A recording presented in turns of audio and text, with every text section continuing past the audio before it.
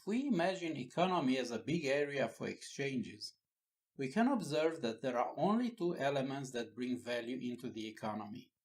One, natural resources. These are all those materials that we have available from the earth. And two, human labor. These are the billions of hours that people around the world spend working every single day.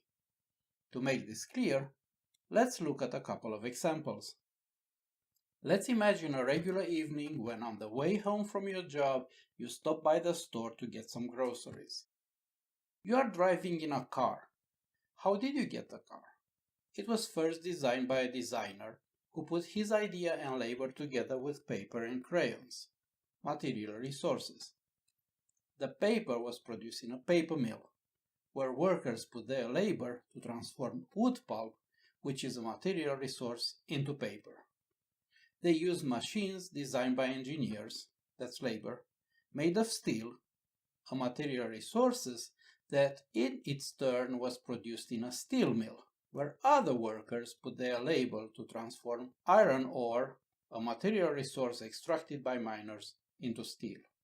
The crayons were made using wax and color pigments, material resources produced in chemical plants out of oil and other different natural materials.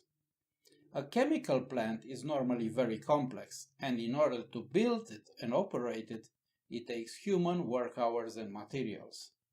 The oil had to be extracted using sophisticated techniques and equipment that also involve labor and raw materials. Going back to the car designer, after he finished his idea, engineers started to work on the detailed design. They used computers made by other people using computer chips, steel frame, and plastic covers.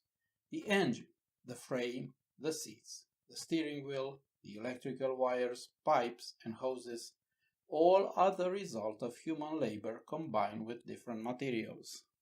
The road you are driving on is also the result of materials and labor. Road planners made their plans.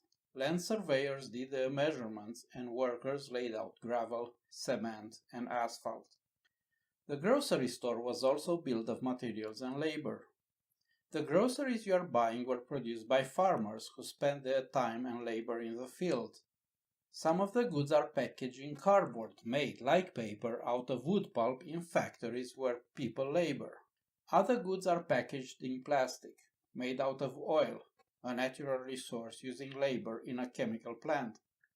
The goods are on the shelves because some people spend their time arranging them. That's labor. Someone is standing at the cash register to help you check out. That's also labor. As we can continue to split hairs looking into every single activity we can think of, we will discover that every product or service used in the economy, regardless of its complexity, can be boiled down to only two types of elements that were used to produce it: natural resources and labor. The conclusion we can draw is that every goods and service that has value in the economy derives its value from natural resources and labor.